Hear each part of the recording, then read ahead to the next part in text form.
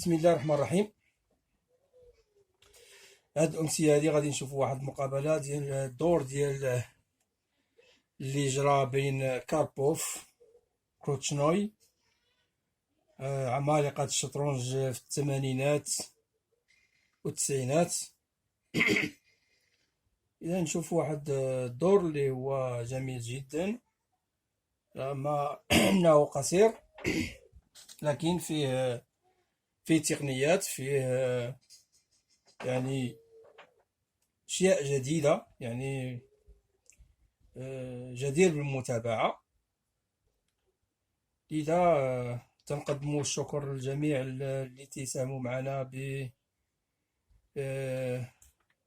بمشاهدة المقابلات ديالنا والتشجيعات ديالهم لينا،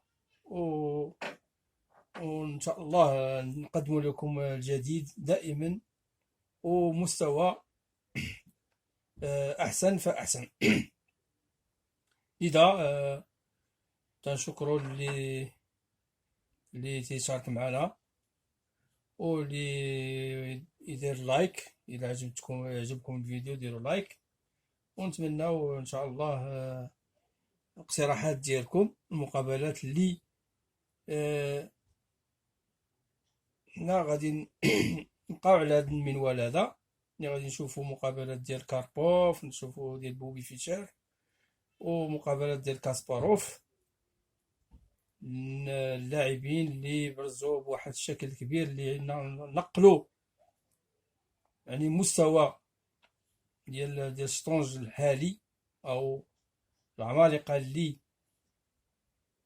عاصروا، نقولوا مخضرمين عاصروا العصر ديال لا كمبيوتر والعصر ديال الكمبيوتر اللي هو تنشوفوا الان مع اللاعبين الجدد. اذا على بركه الله نبداو. كاربوف تيلعب بالابيض وكرونشنوي بالاسود. اذا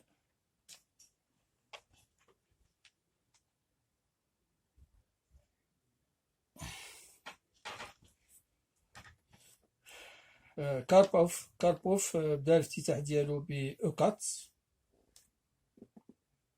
كروتشنوي اف5، كافالي اف3، كافالي سي6، فو بي5. يعني كما تتشوفوا هذا الافتتاح هذا هو كان واحد هذا الافتتاح هذا، وكان باقي يعني تيتلعب بواحد الشكل كبير، يعني اسبانيول او راي لوبيز، لما اللاعب راي لوبيز تنشوفوا انه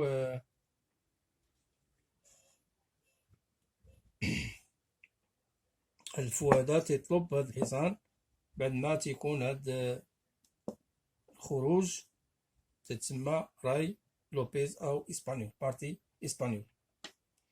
اذا اسيس ضروري، ثم العودة للفو أكات، كافالي اف 6، زميلنا تيلعب كافالي اف 6. كاربوف تيتجاهل هاد البيدق هذا و تيدير الروك ديالو بشكل ارتاحي. اذا كافالي او4، كافالي او4 بي4. اذا كما تلاحظوا هنايا الصراع بدا من البداية على السونتر، فكونشنوي حاول يمكن يحيد واحد البيدق من السونتر ديال الابيض يزيحو من الملعب. لا ميم شوز ان كاربوف هو الاخر اراد بهذه النقله هذه ازاحه هذا البيدق من السونتر. اذا هذا هو الهدف من اللاعبين بجوج في هذا بي4 بي5. فو بي 3 دي 5. هنا كروتشنوي شنو فكر على في هذا المنوال هذا، انه اذا زحتيني من هاد زحتي لي هاد البيدق هذا، انا غادي نتقدم بالبيدق اخر نتقدم به الى السونتر، معترك السونتر، ونحمي الحصان ديالي ونكون اكثر رياحيه. اذا دي برون او طبيعي فو او 6. إذن كما قلنا البيدق هذا بغاه يبقى في السونتر، ولهذا جا باش يحميه، لانه عليه جوج ديال الضغوط، وربما غادي تجي حتى الحصان اخر اللي غادي يقوم بالضغط عليه، ولكن هذا البيدق هذا غادي يكون عليه واحد القوة كبيرة، واحد معركة كبيرة هي اللي غادي تكون ربما هي الفاصلة في هذه المقابلة هذه. ونفس لا ميم شوز بالنسبة لهذا البيدق هذا، يعني هاد جوج بيدق هادو هما اللي غادي يكونوا سبب احد اللاعبين انه في الهزيمة ديالو، اما الابيض او الاسود، انه اللي قدر انه يحافظ على احد البيدقين واستثمروا اكثر، انه غادي يقدر يكون فائز بهذه المقابلة. اذا قلنا فو او 6 كافالي دي دوي،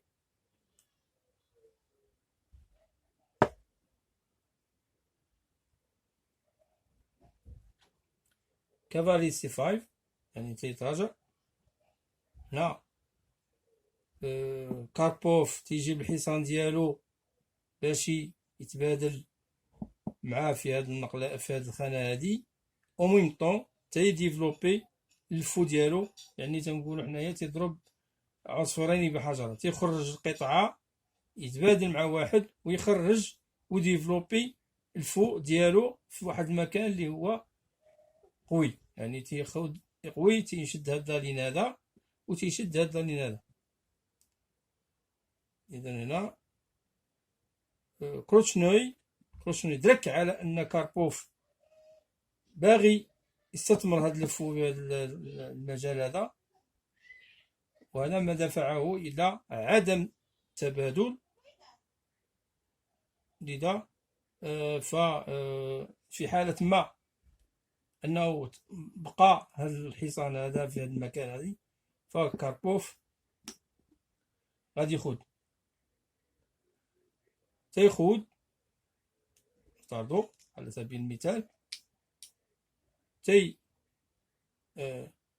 قدر يتبادل، قدر يلعب الحصان هنا ويطلب هذا، قدر ياكل بهذا. اذا كاين هناك مجموعة ديال النقلات اللي غادي تفتح هذا المجال. كما قلنا هذا البيدق هذا ما غاديش يبقى عنده داك القوة ديالو اللي قلنا في البداية بأنه هذا البيدق هذا خاصو يكون محور ديال القوة ديال الأسود، وهذا البيدق هذا خاص يكون محور ديال القوة ديال الأبيض. إذا لهذا الأسود تراجع إلى الخلف، وفي هذه الحالة هذه سيعطي كما قلنا مجال هذا الحصان هذا باش يكون قوة ضغط على هذا الفيل هذا باش ما يبقاش مهدد ليه هذا البيدق، وميم طون تيبقى رابط ليه هذا الحصان هذا ما يقدرش يتحرك، لانه في حالة اذا تحرك هذا الحصان هذا غادي ياكل ليه هذا الفيل هذا وغادي يضوبل البيدق، يعني غادي يضوبل هذا البيدق هذا، ربما تقدر ما تكونش في صالحه او ربما تؤدي الى اشياء اخرى. اذا قلنا كافالي سي 5 سي 3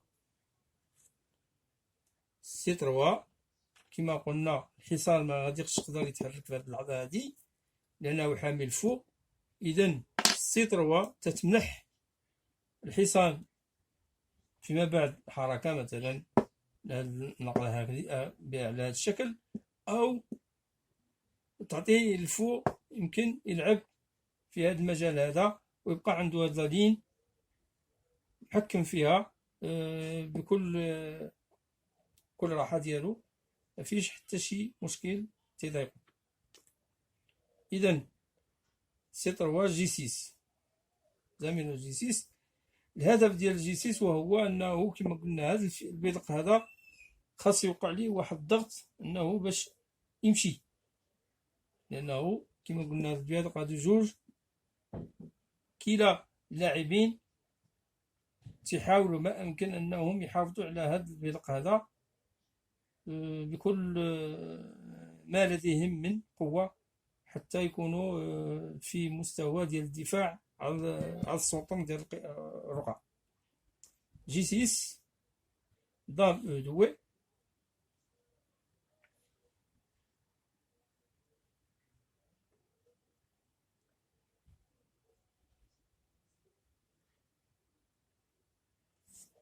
دام او دوي.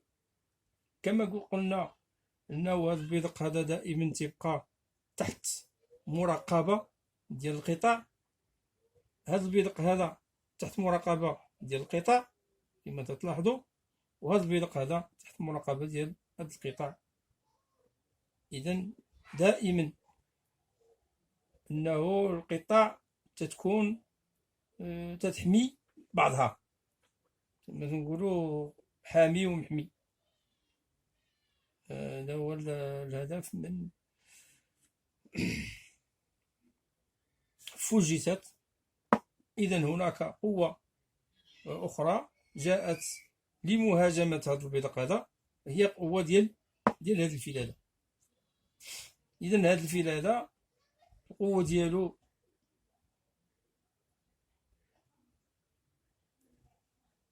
وميم طون تتفتح مجال للخصم أنه يقوم بالتبييت في هذا الجناح وحماية الروا بشكل جيد. إذا فوجيسات كافالي ديكات. هنا كاربوف تلعب لعبة عميقة جدا اللي ممكن أنها عدم استثمارها من طرف الخصم ربما تؤدي إلى هزيمة الأسود في هذه اللحظة، وتكون عليه واحد مصائب كبيرة فيما بعد، لأنه كما تشوفوا ديفلوبمون ديال الأبيض كيفاش دايرين هما، وفي الجناح خصوصا الأسود الأبيض قام بالتبييت والأسود لم يبيت بعد. إذن هنا بداية الهجوم. إذن اكتمال في هذه اللحظة هذه بداية الهجوم، ربما لن تسمح فرصة للأسود للتبييت أو لديفلوبمون أكثر. وقع ديفلوبمون كما تشوفوا جميع القطاع خارجة، ولكن خارجة بواحد الطريقة اللي هي ربما نقولوا معطل على الهجوم، يعني الهجوم مازال ضعيف بالنسبة للأسود. إذن الأبيض بدا الهجوم ديالو بهذا الحصان هذا، ونشوفوا ماذا سيقع فيما بعد. كافالي ديكات، كافالي برون او 5. شيء طبيعي أنه أي لاعب تيشوف أنه قدامه واحد البيدق غراتويت، يعني ممكن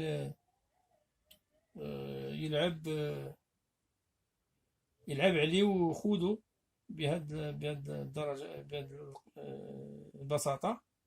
فإذا كما تتلاحظ أنه تياكل البيدق. زميلنا تيلعب F4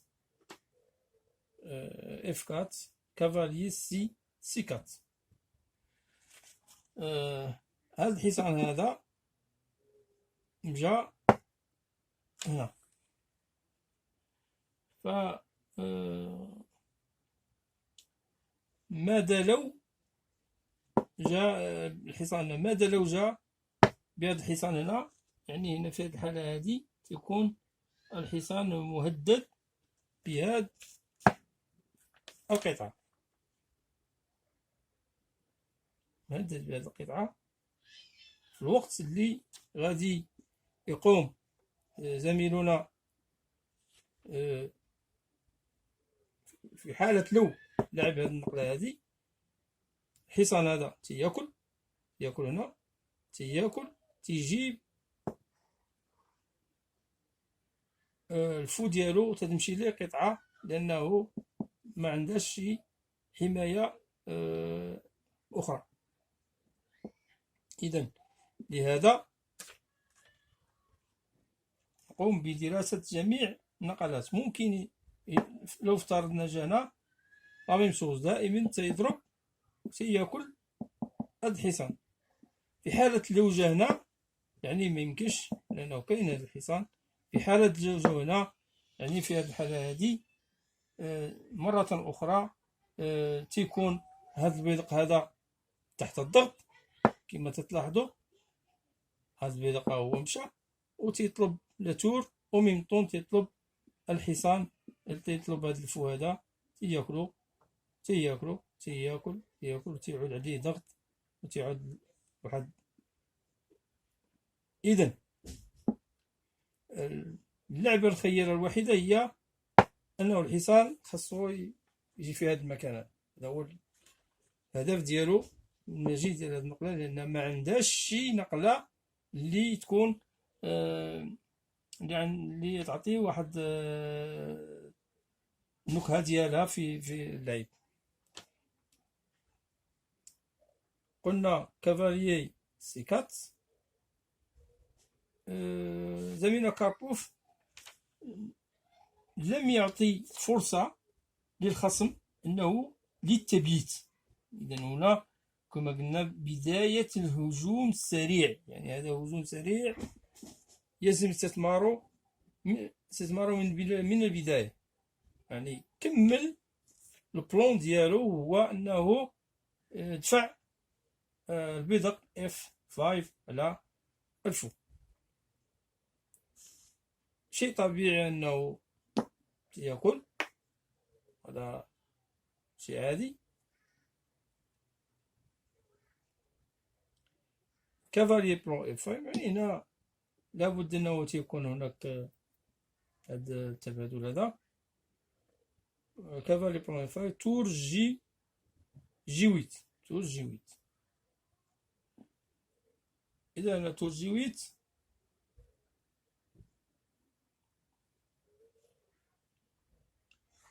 إذا مرة أخرى تور G8، كافاليي برون C4،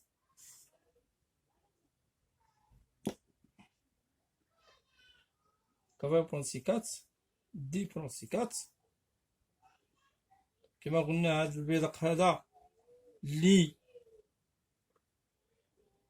قلنا انه اللي ما استثمروش في السونتر ديالو غادي يؤدي الى هزيمه. كما لاحظتوا الان انه هذا البيدق هذا هو انتقل من جناح ديال دي الى جناح ديال سي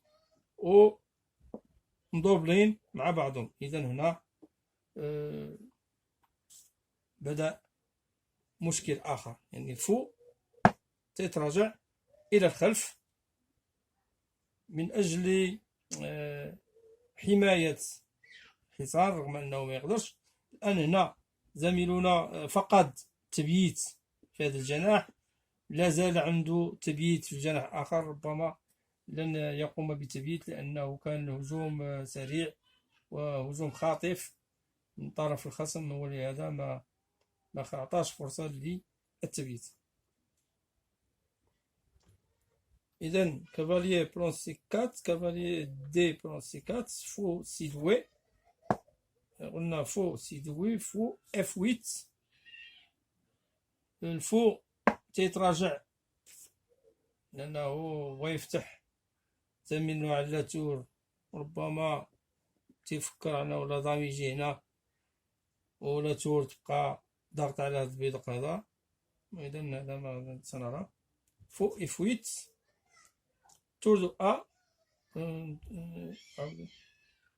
فو إف 8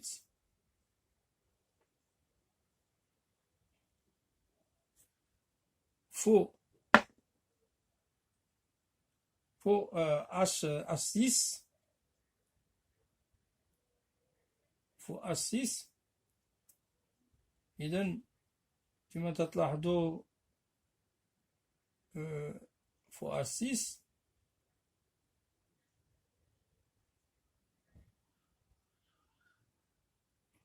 كافاليي دي 3 كافاليي دي 3 تور دو أ دي 8 دي 1. أنا ما كاين كما تلاحظوا تور دو أ دي 1 دام دي 5. إذا هنا زميلنا لم يحسب جيدا لهذه النقلة. ربما ما عقلش تيوقع بالنسبة لهاد الأخطاء هادو اللي تيمشيو فيها بعض البيادق بالنسبة بواحد بساطة واحد السرعة، يعني تيمشي بيدق دون فائدة. يعني دي 5 فو برونتي عادي مش مشكل. سي برون كما قلنا هذا البيدق هذا ما حافظ عليش، هو يمشي مرة أخرى هو تيمشي. هذا البيدق هذا اللي كان في هذا المكان ها هو تيمشي. إذن هنا بدا النهايات ديال المقابلة. يعني هنا بدات النهايات ديال المقابلة، بداية النهاية. هنا بداية النهاية ديال هاد المقابلة. تور روند دي 3 دام سي 6 دام سي 6. طبيعة الحال دام سي 6 لأنها مهددة بلا تور. فو برون اف 8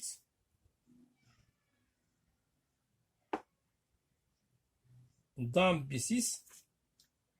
إذا زميلنا ما كان لا بلا تور ولا بلا روا. فكر على أنه يدير هاد الشاه. لماذا؟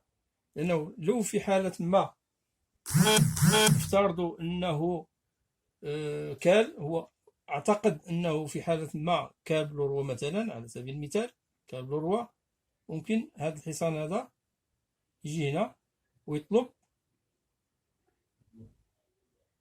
هاد القطعتين بجوج. ملي تيطلبهم افترضوا أنه تيجي هنا زميلنا تيلعب تياكل بلا ضرب. في حالة ما كان تياكل وما تيقدرش ياكل البيدق لأن كاينة لا تور. إذن هنا كما قلنا مرة أخرى، نعيد شرح مرة أخرى. في حالة ما كان بهذا البيدق كان بلا تور، لا ميم شوز تيجي هنا. نفترضوا تيجي هنا، تيجي لو روا لهذا المكان هذا تياكل ليه.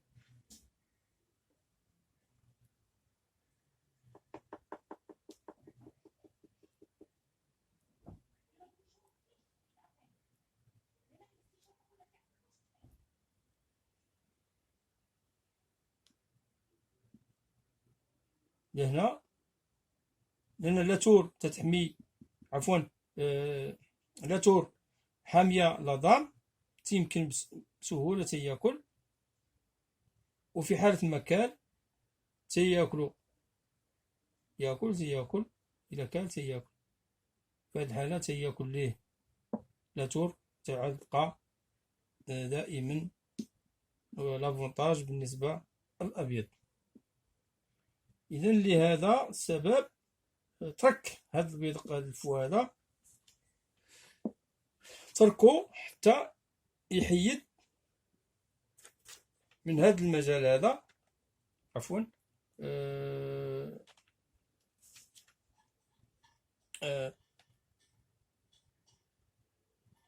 حتى حيدو من هاد المجال هذا بالشاك، باش ميبقاش عليه واحد الخطورة ديال الحصان. إذن قلنا دام بي 6 إشيك، روا اش ان، روا برون اف 8، عاد روا كال هاد القطعة هادي، روا برون اف 8، دام اف 3. إذن كما تلاحظوا لا دام دارت واحد لا بريسيون على هاد لاتور هادي، او ميم طون تبقى حامية الحصان هذا، وربما يتنقل هاد الحصان في هاد الاتجاه ويعطي مستوى لعب آخر إن شاء الله. إذا دام اف 3 تور او 8 في الحال، كافالي ا 6، ما لاحظتو كافالي ا 6 تور جي 7، يعني عادي بأنه يحمي، تور جي 6 7 تور 17. إذا هنا كاربوف لعب بهاد النقلة هادي من دي 3، يعني دار واحد ساكريفيس بلا تور، و كروتشنوي لم يرى صعوبة ديال هاد الساكريفيس. كان من المفروض أن كروتشنوي يلعب على هذا الشكل لكان أحسن، ولكن خانته الذاكرة ربما، ولهذا السبب أنه قام بخطأ غاف كبير جدا جدا جدا، اللي هو أدى الثمن ديالو هو الهزيمة في هذه المقابلة التاريخية التي وقعت بين كاربوف وكروتشنوي في إحدى الدورات ديالهم اللي أدت إلى هزيمته في هذا الدور. قلنا تور 17،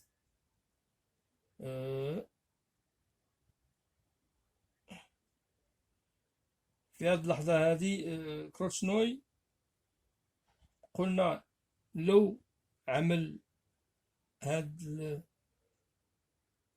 الاتجاه هذا، قلنا ممكن انه يلعب كاربوف باتجاه هذا، مشاه صحيح، لكن ممكن يرجع هكا، يعني في هذه اللحظة هذه ممكن يلعب الفو ديالو بهذه الطريقة هذه.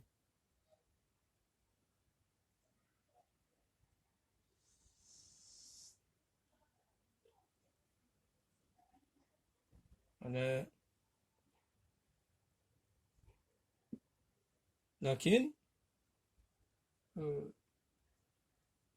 كاربوف كروتشنوي خاف على أنه لا دام غادي تجي في الاتجاه هذا، لذا حاول ما أمكن أنه يجي لا دام هنا وما عندوش حتى شي إشكالية كيما نقولو. إذا تور بدوي كافالير برون 17 اف 7،